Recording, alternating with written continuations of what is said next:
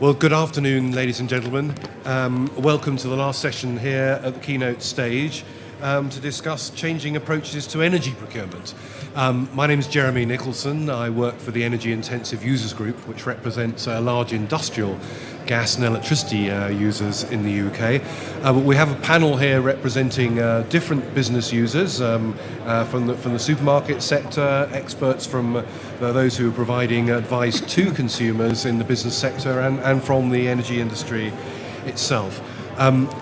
Turning first on my left, I think it will be useful to hear a few introductions. I don't think Tesco needs an introduction. Some of you may know James Summerbell, who does a great job representing them at many such events, and always has interesting things to say. So James, over to you for your perspective on energy procurement.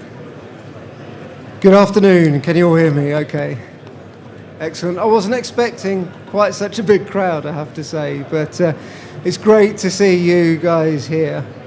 So my name's James Summerbell. I'm head of group energy buying for Tesco. So I buy around about 3.5 terawatt hours of power for Tesco across Europe, which includes the UK, which I'm sure you're all focused on today. Obviously a huge cost. So for Tesco, as with most large energy users, the cost of energy is a big concern. And our big kind of strategic issue for energy over the next 5 years are the increasing costs that we see, particularly driven by non-energy costs. So for us, our strategy is all about trying to mitigate that. And what we're seeing into the future, what we're seeing now, are new ways of mitigating that, new ways of managing our demand, shifting our demand around. And that creates challenges in terms of controlling our fridges, controlling our generation where we have it, but it also creates huge opportunities. And not just opportunities for us and challenges for us, but challenges and opportunities for suppliers, for third-party intermediaries, for technology suppliers. So it's a hugely exciting time. And I actually say I'd rather focus on the opportunities than just the threat of increasing power prices. James, thank you very much. And I think that figure, not all of us here may be intimately familiar with the terminology, but 3.5 terawatt hours per annum across Europe is an enormous amount of energy in aggregate. And I guess the responsibility of using that wisely and getting your energy procurement strategy right is quite a responsibility. Our second panelist here is Frawley from manager of partnerships and buying group at EDF Energy. I hope I've got that vaguely right. EDF should need a little introduction as one of the famous or infamous Big Six, depending on which way you look at it. But the floor is open to you and to explain what you're doing on behalf of business energy consumers. Sure. Okay. So hello everybody. So as Jeremy says, my name's Graham Frawley, and I look after a team called Partnership Accounts, and Partnership Accounts is effectively EDF Energy's top 6 customers in terms of size and complexity. It's around about 21 terawatt hours per annum. I've got a team of around about 11 to 12 people supporting and making sure that we're looking after those customers in the way in which they expect. So I think for me, being asked to come along today and talk about the change in approach to energy procurement, and from my point of view, energy sales. I've been in this industry only for about 6 years, so across that course of the 6 years, I've noticed wholesale change compared with what I met when I arrived in the industry. So back then it seemed we were just getting used to CRC. I think more recently, further introduction of new energy policies, regulation, taxes and schemes and so on have added enormous amount of complexity into the conversations we're having with our customers. I think the contracts that we're structuring are getting increasingly complicated, and I think that may be a good thing. I think most of the time it's not, from my perspective. I think there's a clear case for us to look to simplify some of the work that we're doing. I think there's costs being added into the contracts that quite often when we look back and reflect on, is it actually adding value and real, tangible, relevant value? I think we can sometimes argue that it isn't. And so for me, that's a key point, and hopefully we'll drive a little bit of debate in today's discussion. Thanks very much, Graham, and I'm sure the question of energy taxes and regulations and the increasing complexity, which I'm sure is as much a headache for the energy industry as it is for consumers, will get more than a mention or two later on. Now, our third speaker, John Ferris, Head of Risk Management at EIC. John, I don't know whether your presentation slides are materialised or whether you're going to be bold and present without them, but are you... Is the microphone on the stand? And thank you.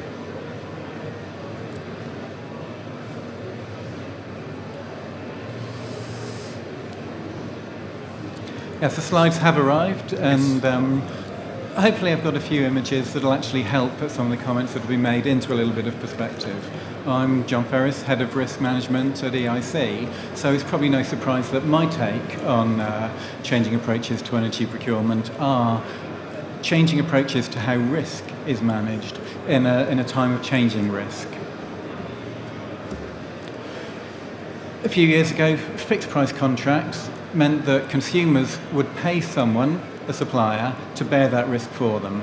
The supplier would bear the risk that the wholesale market changed after committing to a fixed price, the consumption pattern would change and balancing costs to the supplier would change, or the invoices wouldn't be paid and the supplier bore the credit risk.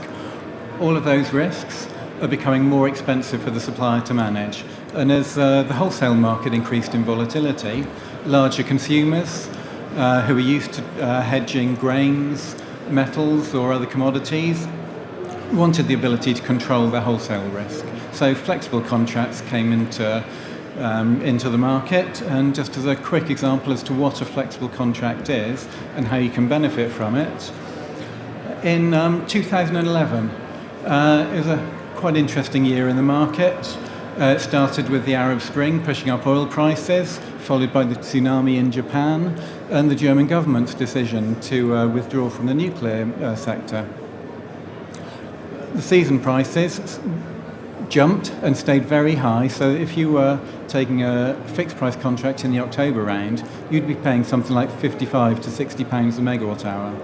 A flexible contract that would allow you to fix each month as it came, taking a similar strategy of leaving each contract to the last minute, would allow you to benefit from much lower prices as prices fell through the winter, and the same pattern held for the summer.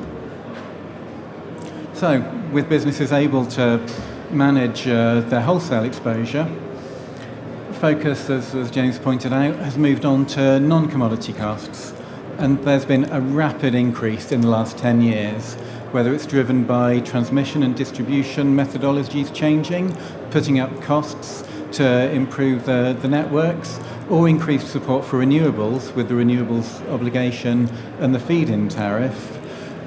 The likelihood of those prices staying stable has diminished. The ability of suppliers to manage their risks and take the risk of fixing the prices has diminished, so the premium needed to charge to fix those prices has increased.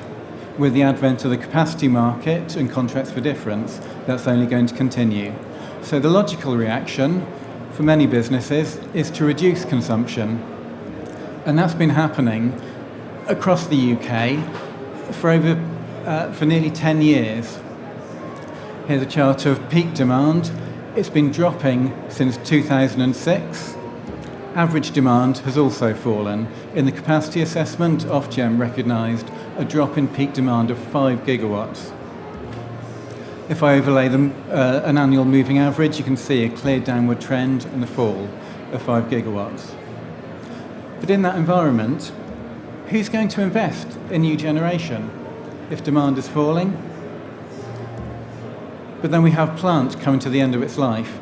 Nuclear plant is due to close over the next 10 years. Coal and oil are closing due to the Large Combustion Plant Directive. Recent months have seen gas plant being mothballed, plant not being built, and also announcements of offshore wind being shelved. The same for biomass.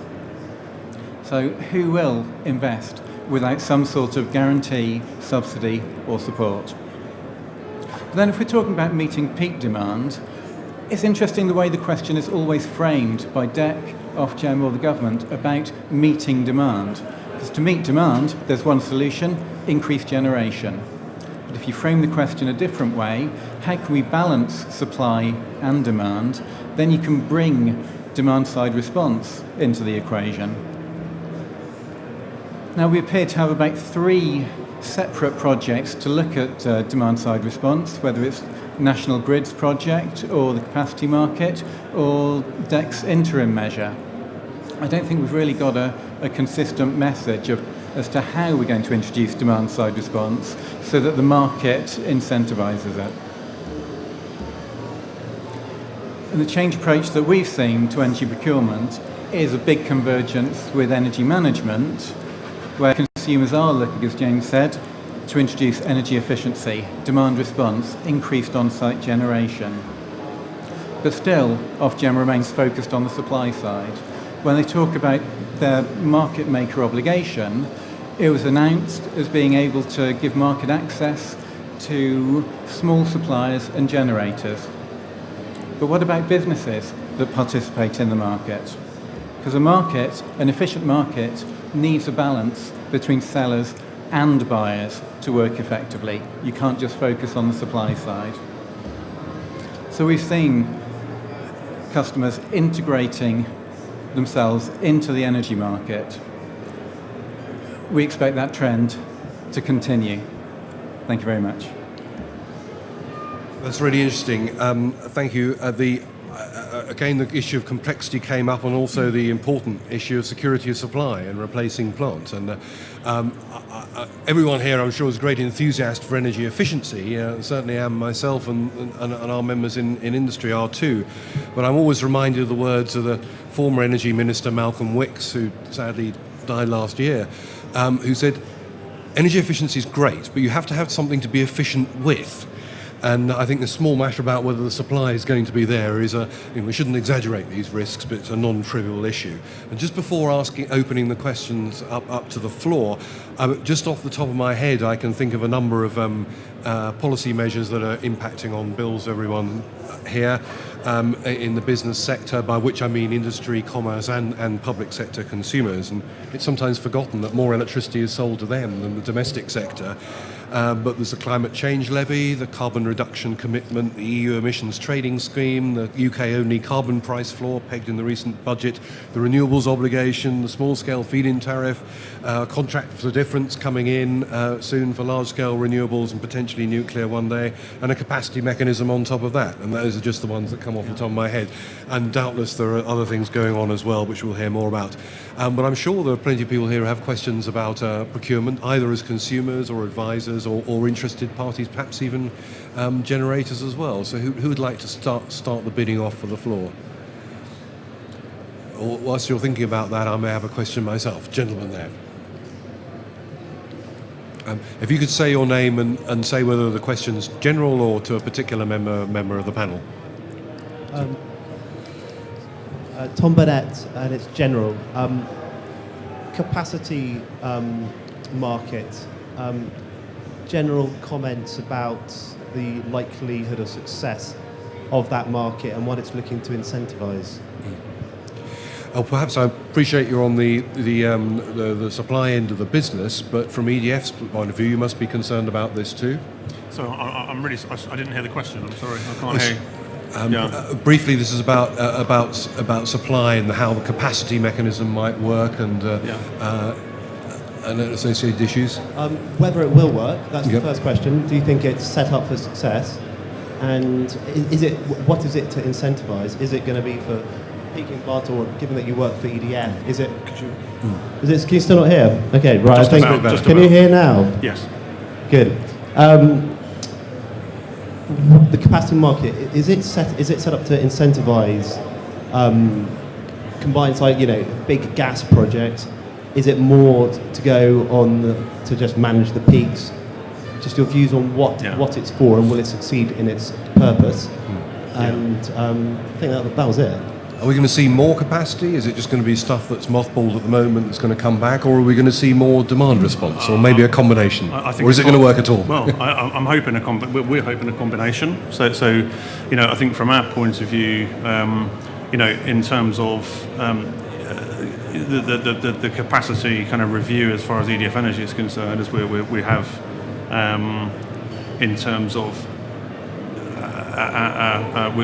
we have investment going into extending the life of the coal-fired stations at the moment.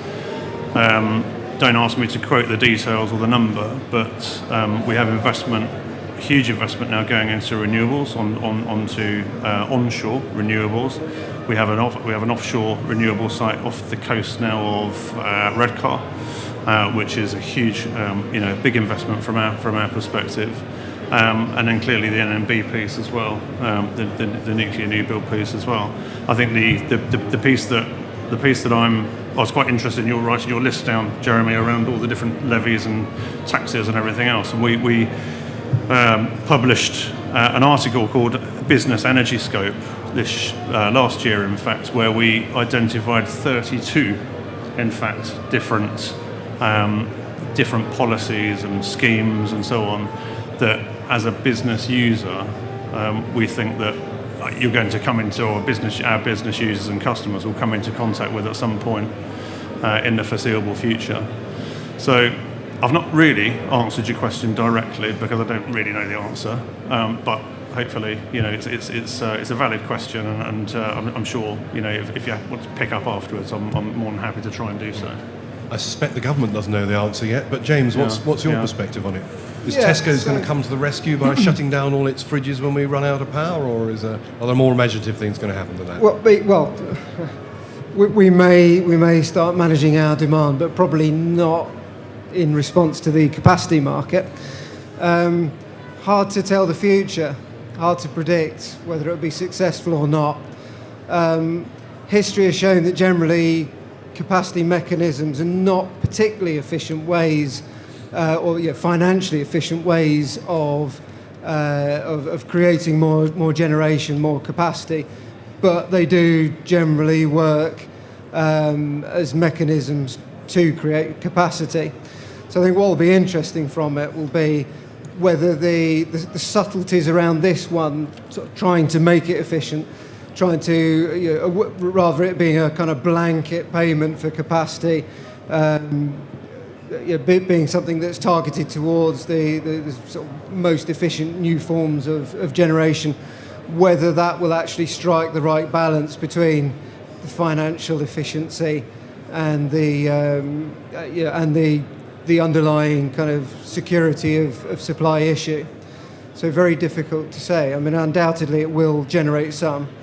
I do have a bit of a concern about unintended consequences of any new mechanism that's introduced that's effectively a market intervention, because we've seen on many occasions, from RO to other things, feed-in tariffs and so on, where sometimes it's ended up costing a lot more compared to what it was supposed to deliver.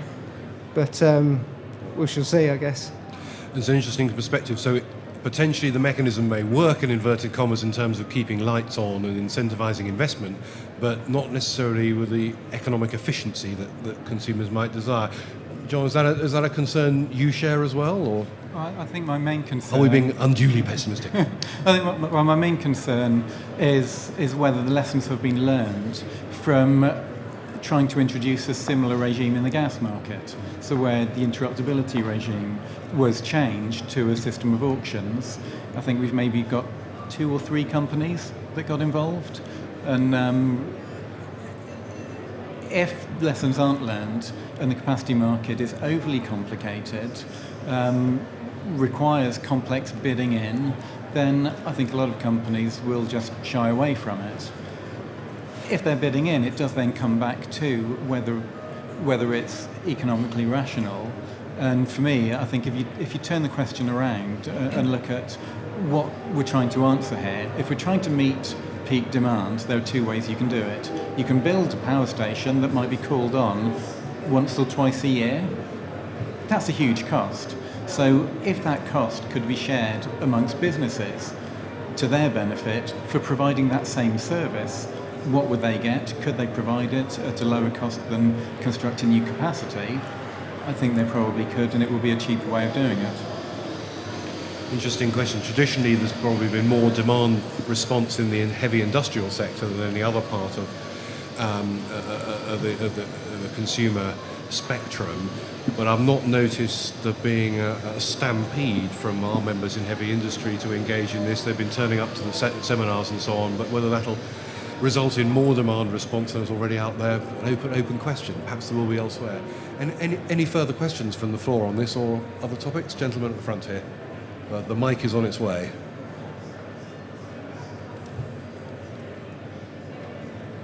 Right, just back to procurement, really. James has already mentioned it in terms of capacity management, potentially. How does that fit with a user of your size in terms of a procurement strategy, and how much in terms of the likes of EDF, especially with 6 clients doing 23 terawatts, how does that fit in terms of procurement methodologies? And also a slightly second layered question.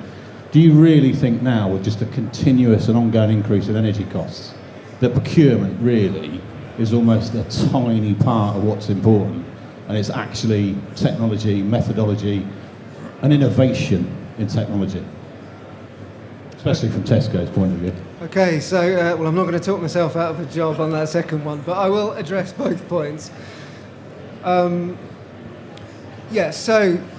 it's a really good question. So for us, for Tesco, our usage, our consumption, our electricity consumption is mostly made up of refrigeration, heating, ventilation controls, and lighting.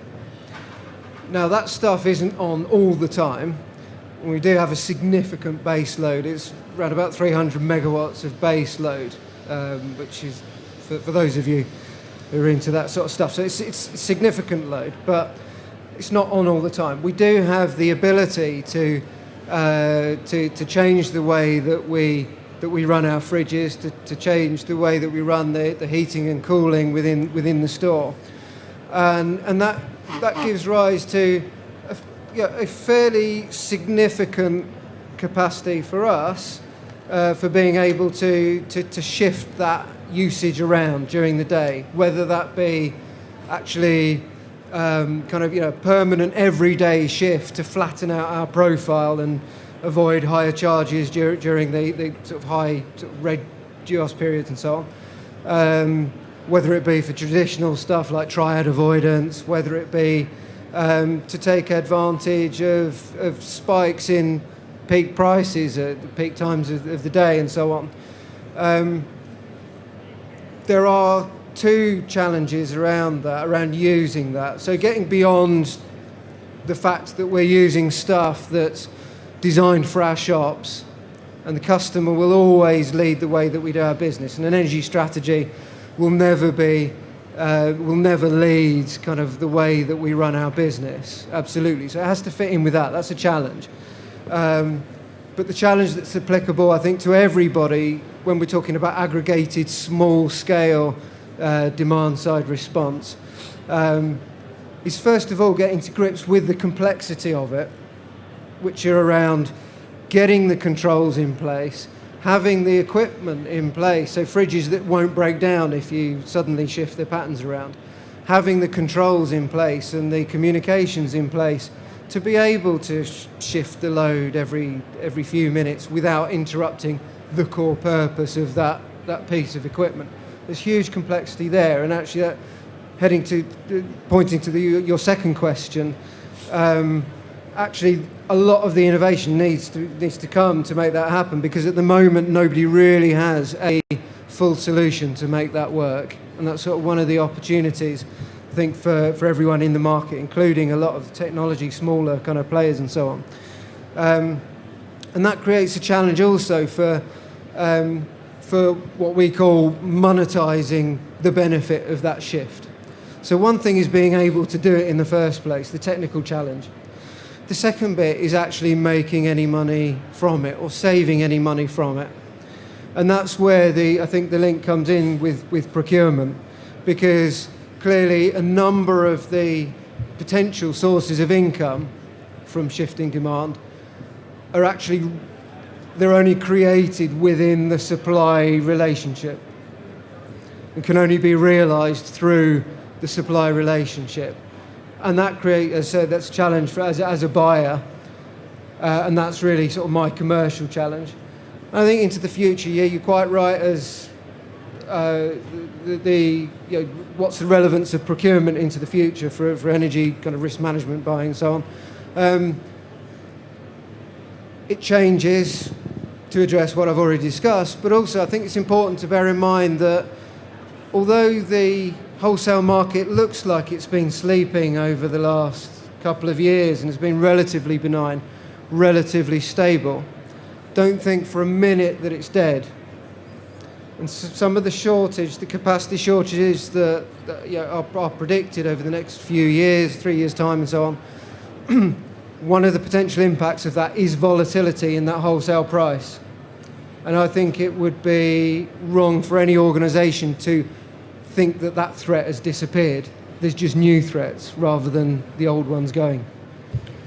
New threats, Graham, do those sort of comments resonate with you in terms of your other large Big Six key accounts for EDF? They absolutely do, and I think one of the things that we're finding, and I'm guessing our competitors are finding now with almost all of our larger I&C customers, is that we're no longer talking about when we're negotiating either new contracts or we're renewing our existing contracts. We're no longer talking about how competitive can we be on a management fee.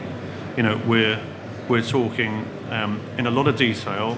The negotiation becomes very much a collaboration between the parties around what's right for the business, what's right fit for that particular type of business. And the introduction of the engineering side, the introduction of the demand side is becoming more and more prevalent. And that's something that sets a number of challenges for us. So not only the obvious challenges around having the right kinds of skill set within the engineering side of our business and the right kind of knowledge around that piece, but also people that are looking after our customers. So getting right back to basics. So our account managers, our sales managers, and so on. They've got to have those. They've got to have the breadth of understanding and the commercial understanding to be able to tackle some of these challenges head on, and to be able to continue to deliver value into those kind of relationships. And that's becoming increasingly apparent, particularly over the course of the last 2 or 3 years. John, from your perspective, these other issues about technology and costs coming in elsewhere, does that mean procurement is less of an issue compared to all these other costs, or does the complexity and volatility that we've heard about, does that mean procurement's become even more of an issue?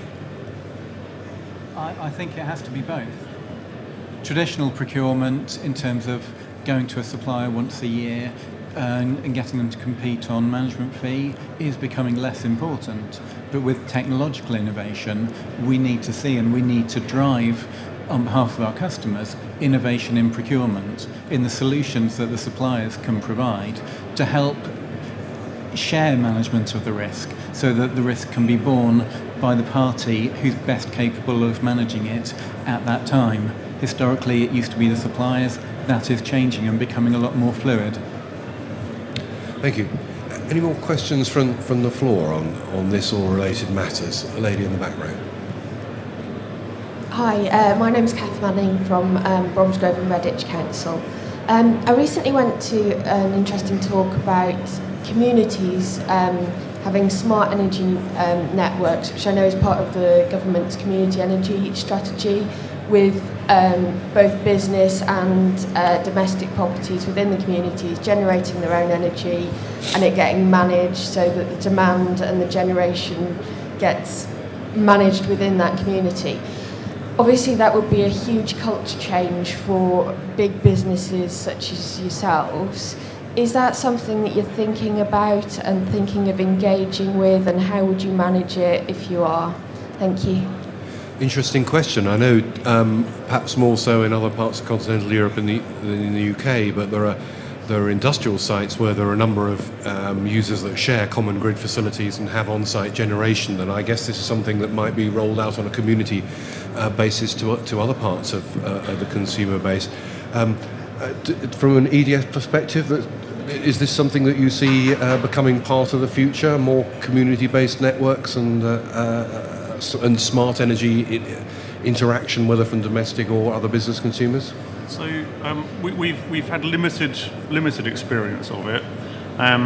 We have found that certainly one of our other customers, another retail organisation, who have a new stores rollout programme, have been looking at this and have been looking at whether or not they can factor, some kind of clever on-site generation into and some sort of community, organisational, platform into their on-store rollout programme.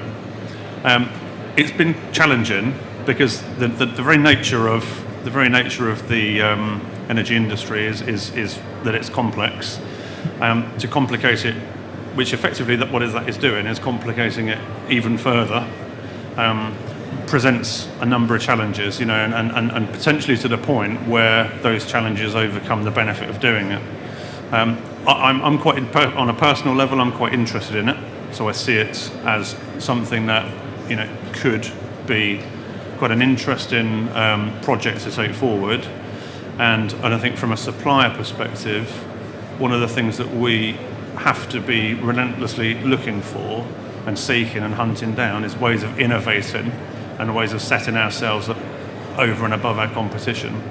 So these kind of ideas where we have good links into the network operators, where we have the right sort of skill levels within, across the breadth of our business to try and sort of generate activity and interest around such projects, we'd definitely be interested in doing it, more of it.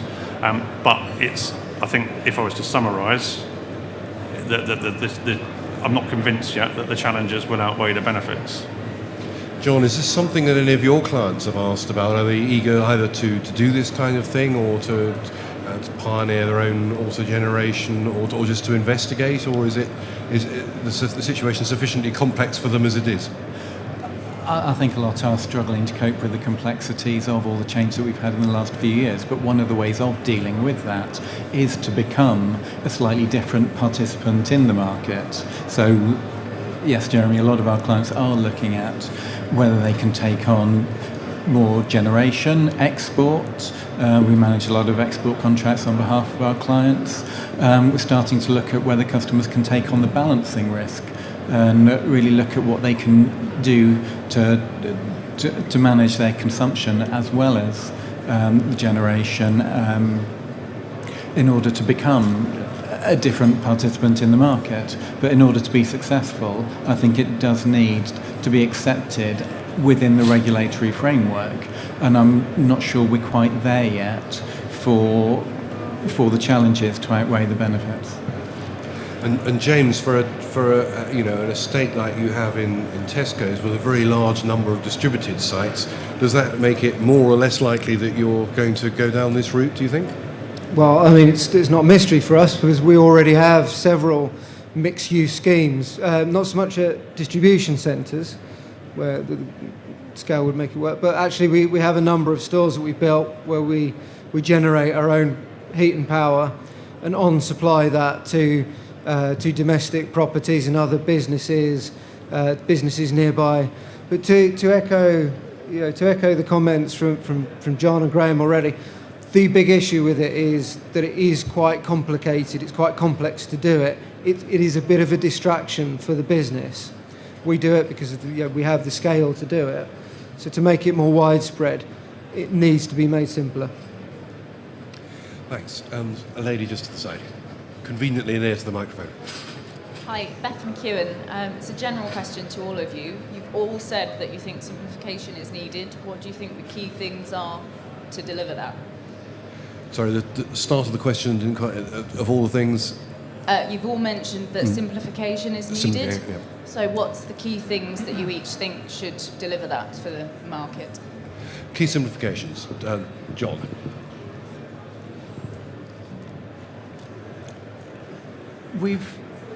Is it too long a list to be simplified? There is. We've heard the list of all the different schemes. There's huge overlap between a lot of the schemes. A lot of conflict between some of them. Are you subject to the EU ETS, the CLC? Who knows? You might be this week, not the next week. So consistency will help bring simplicity, but also rationalising and reducing the number of schemes that affect the market, and as James said earlier on, reduce the amount of intervention in the market. I think we need to set clear rules that can be consistently applied, that every participant in the market can operate by, and then maintain those for the long term. As when we keep playing about with the rules and changing them, no one really knows where they stand. It makes investment difficult, and it adds to the complication. James, where would your simplification list start? Okay, so I agree. I'm not going to repeat everything that John's just said because I agree with all of that. I'll take a slightly different tack. What I look for is actually a solution to come from the market, the wider market, for a lot of these issues. And to take the last one we just discussed, running mixed use kind of developments and so on is not core to Tesco business, but it could be core to someone's business. And actually a lot of what we do as Tesco is very, very complicated. The logistics, the data behind Clubcard and so on. And what we do is we make it simple for our customers. And I'm sure there's a huge opportunity for the market to respond to that, to take something that's difficult, whether it's demand-side response, other things. There's niches, there's big things, to take those and make something simple that works within the framework that we've got. And from EDS perspective? So, a few months ago now, I did ask my team to do some analysis on customer contracts that we have up and running in terms of the clever, innovative functionality that sits within those contracts. And much of that innovative functionality costs money, so ultimately the customer pays to have features put into the contract. And to a large degree, those features were not being used.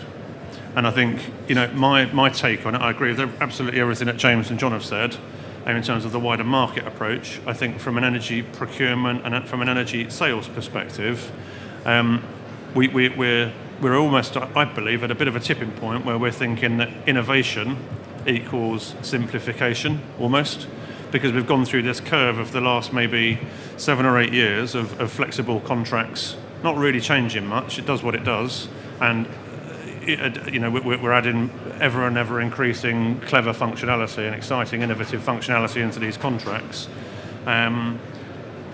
Taking a bit of a step back and thinking, does it make a difference? Does it actually add tangible value, benefit to our customers? And I'm not sure what the answer is, but I think it's one for debate. And so we can't do anything about the schemes and the taxes and everything else at the moment. But what we can do is potentially we could drive cost and complexity out of our own energy contracts. Very interesting question. I'm reminded, some of you here may recall the TV comedy series Yes Minister, when the senior civil servant Sir Humphrey was often tasked with simplifying things or introducing cost-cutting measures which normally made things more expensive than they were to begin with. And I sometimes wonder if some in government have watched that thinking it was a training video rather than a satire, because at the time of the energy market review, the proposals put forward by the incoming coalition government, one of the objectives was to simplify things. I'm not quite sure how many more policy measures we've got, but there are a hell of a lot more as a result of that than we had to begin with. And I think the problem is that once you start searching for perfection these things, you actually lose the principal thrust of where you're going. I don't suppose it makes it any easier for the investors either. Right, next question.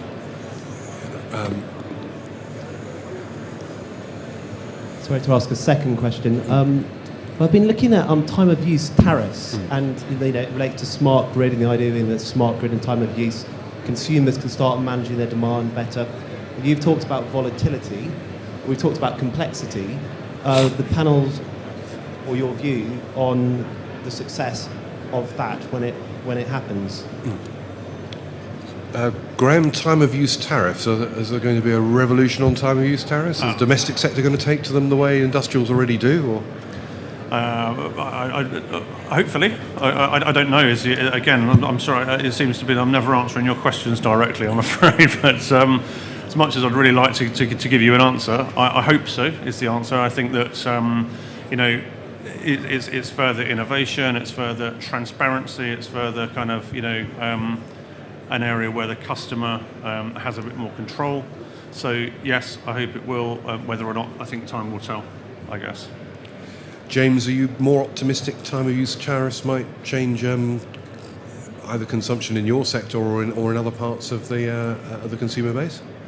Well, okay, so I think there's a technical issue of deemed profiles within the non-half-hourly sector being actually moving away from deemed profiles in the non-half-hourly sector before it becomes possible to realise within the industry the benefit of time of use tariffs.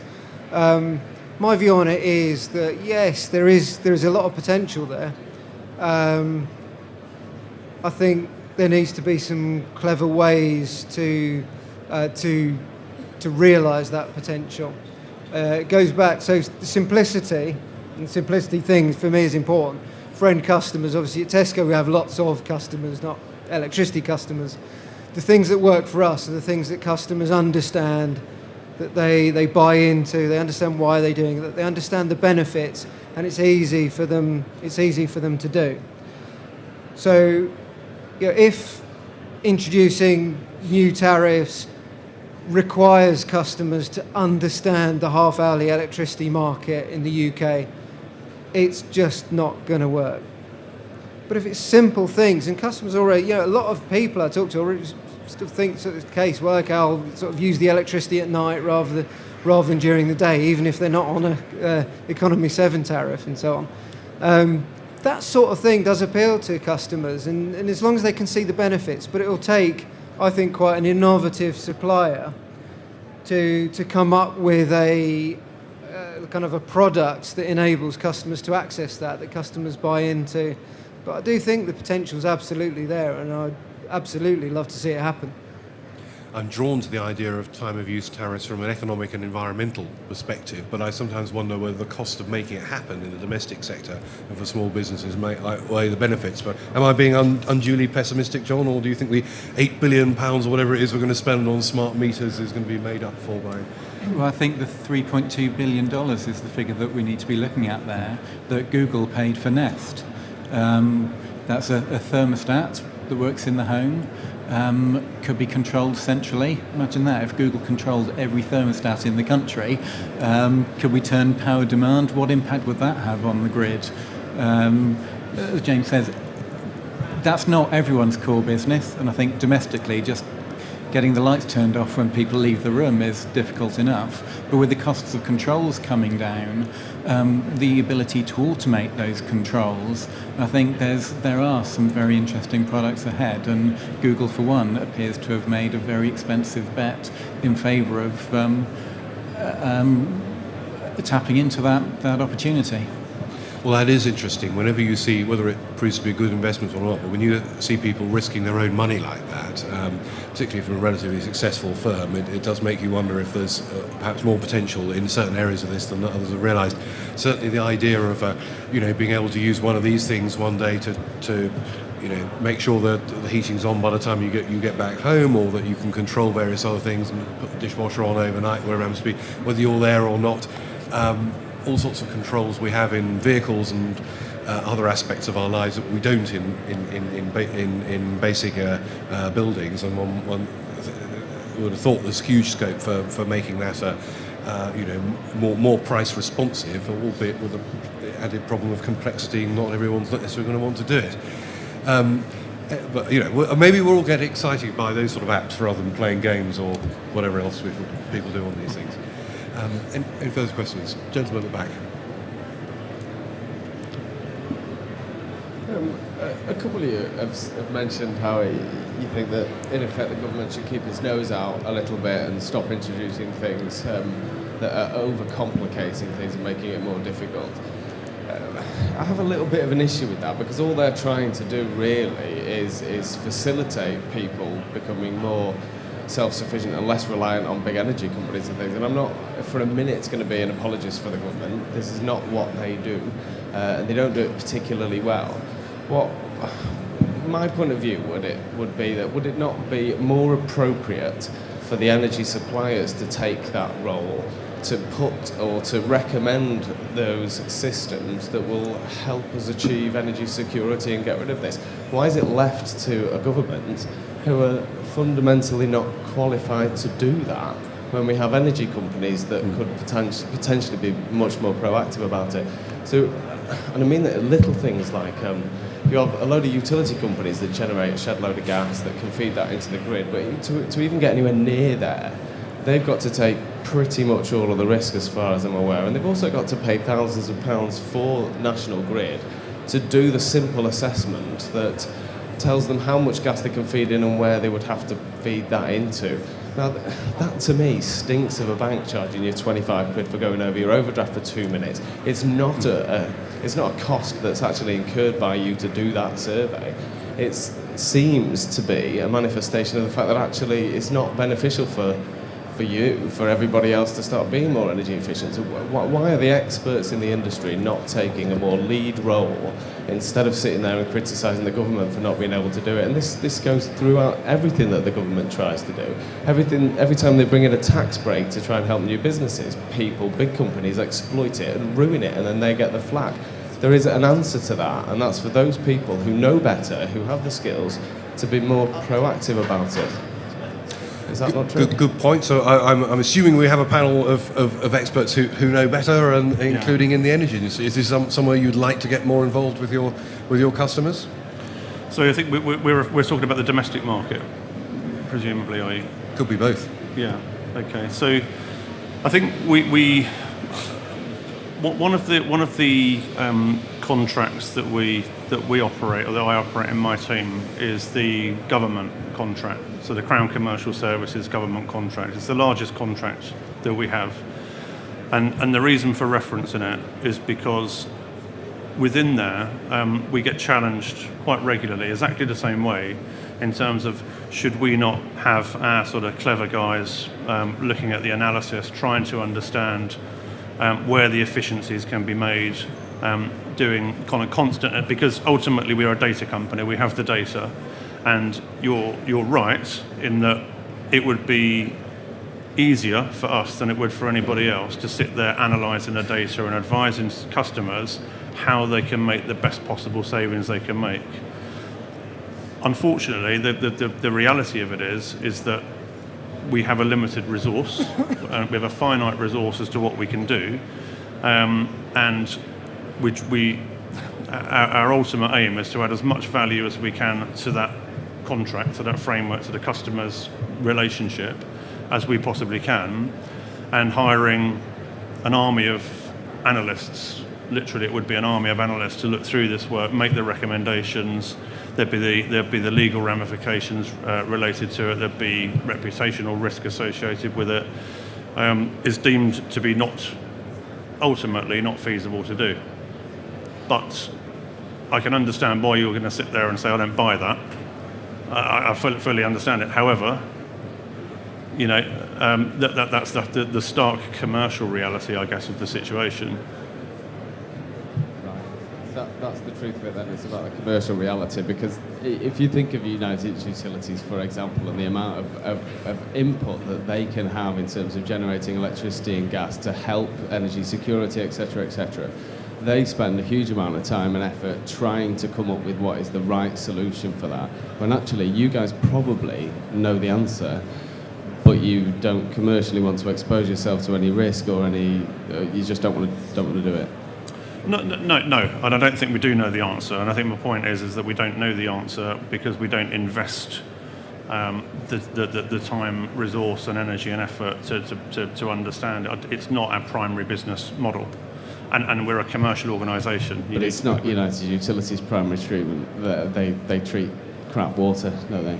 You deal with electricity, and you have the ability to turn to them and tell them what they can do in terms of even just minor things like when do you generate, when do you feed in, what is the best way to do this for yourselves and for the wider energy security issue, if you like. I think you could probably be a bit more helpful and proactive about it. And certainly we will be doing that. We will be doing that for our customers. Typically, it would be for our larger customers, because it's not a scalable opportunity for us to speak to thousands of customers and have those conversations, go into that detail, that level of analysis. For our larger customers, of course, we are doing that, and of course, we're dealing with it. But United Utilities will be, all water companies will be one of your biggest customers, and they get their money from taxpayers. So if you reduce their energy consumption, you reduce their monetary requirements, which comes from the government, and that indirectly would have a fairly decent financial benefit, instead of leaving every man and his dog who's not qualified to try and do it all individually on their own. Okay. Interesting question. So it's possible maybe the energy companies have more data than they necessarily know what to do with at the moment. Could this be an opportunity for intermediaries? It certainly could, and I'd maybe come back a little bit before picking up that point, Jeremy. I think there's potentially a fundamental conflict of interest with the energy suppliers doing that in a vertically integrated industry. If their primary business is to sell the output of their generation, there is a disincentive of the retail arm to help customers reduce their consumption. And I'm saying that having worked with Graham for a number of years on a number of projects. He's someone that I know personally tries to do the best by his customers, but within that restriction of being within a vertically integrated company, there is a limit to what he can do. Now, in terms of what TPIs can do, EIC have a fantastic product called edie, which is a circuit level monitoring system that we can use to create better information than at meter level, that can help really drill down not just into what's happening at the meter, but look at different circuits to really identify where energy is being wasted rather than just being used at an expense. And if you can cut down on waste, there's less generation that's required in the whole system and less cost to the customer. And James, from Tesco's point of view, would you value input from outsiders, as it were, on this, or do you feel you have the expertise you need to manage these sort of things in-house? And if so, how representative are you of business users generally? Yeah, I mean, I think in the context of the original question, the fact that we have an engineering team that's dedicated to reducing energy, the fact that the government feels that it does need to intervene in what it's seeing as a failure of the market, and I think it's genuinely that, is probably a reflection of the fact that those in the market, those who may be best placed in the market, have not really done that much in terms of promoting efficiency, and I think that goes across the board with domestic customers. I think it's true of commercial customers as well, and I think John's point is absolutely valid. The reason for that has been that the commercial and strategic focus of the supply businesses has just not been on that area. That's not to say that the individual, the supply businesses of the big six. It's not that they don't want to be involved in. It's not that they don't want to do that and offer something more to customers. I just don't think that the focus of the overall business is there. I just don't think it's in the culture of the energy industry as it stands at the moment. Although we are seeing that move, and I think we're seeing it move in terms of E.ON, for example, have bought Matrix relatively recently. We know that not EDF Energy, but EDF Group have just bought an organisation called Dalkia. And all these organisations are, are there, and their primary focus is about efficiency, energy efficiency, reducing our customers' consumption. We don't have. So John's point was there's a conflict of interests. So we don't necessarily see that. So as a sales team, looking after a group of customers, doing the best by those customers we possibly can, what we have to do at a relatively operational level is to go out there and differentiate ourselves, add value. Why us and why not Eon? Why not Empower? And one of the only ways in which we can do that is quite limited. So one of the only ways in which we can do that at the moment is by introducing clever people into the account that can talk about efficiency, can talk about how they should manage their demand side response, experts on installing, kit voltage optimization, kit, whatever it might be. But it's more the route that our relationships with our customers is heading. So that's all I can really add. One very quick comment in response. It's just a conflict of interest issue that's problem. When I hear about Eon buying companies that are supposed to be focused on energy efficiency, all I see is pictures of them taking these companies out of the market so they can't add the value that they were intending to add.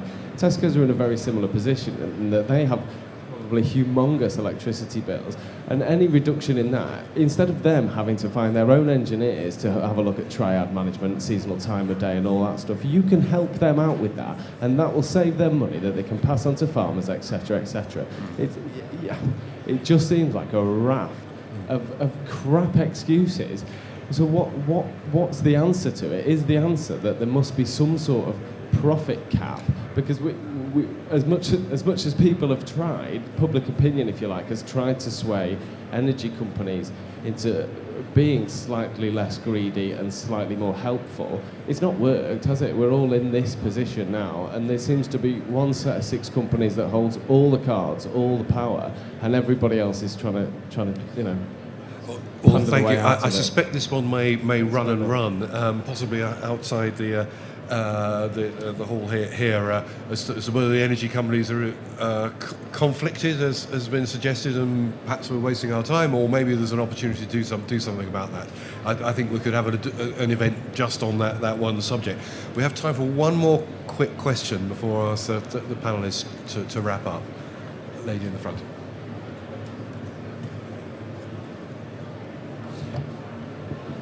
Do you think the market is moving towards strategic partnerships between all parties, so the buyer, the TPIs and the suppliers?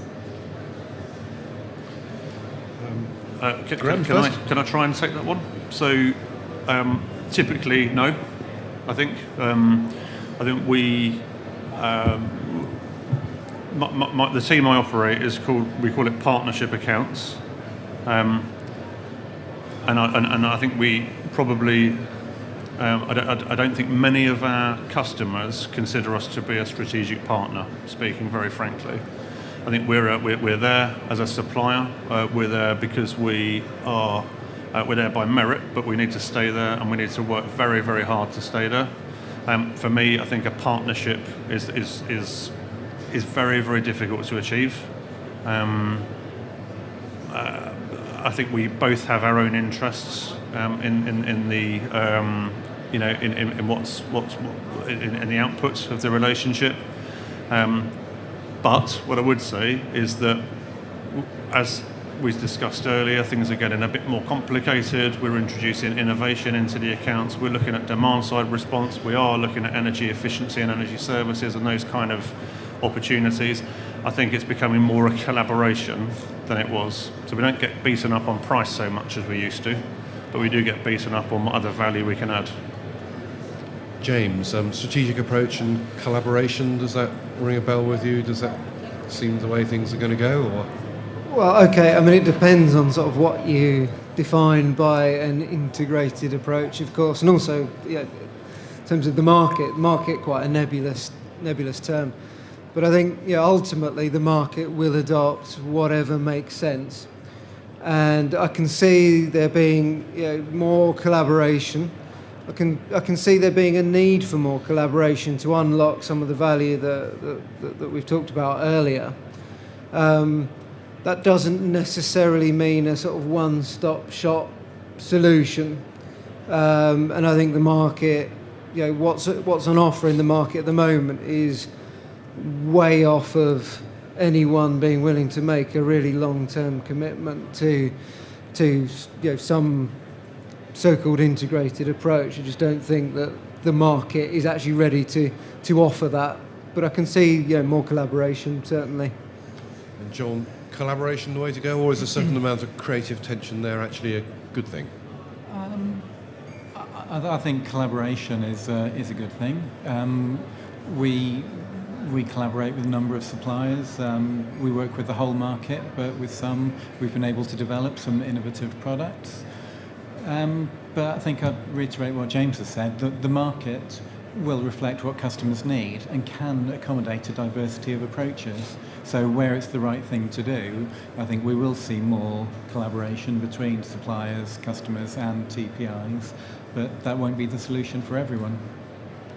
Well, sadly, we're just about to run out of time, so a quick last word from each of the panellists. I'd be interested to know if all four of us happen to be sitting in exactly the same place here this time next year, are we going to be talking about the same things, or will things moved on, and if so, in what direction?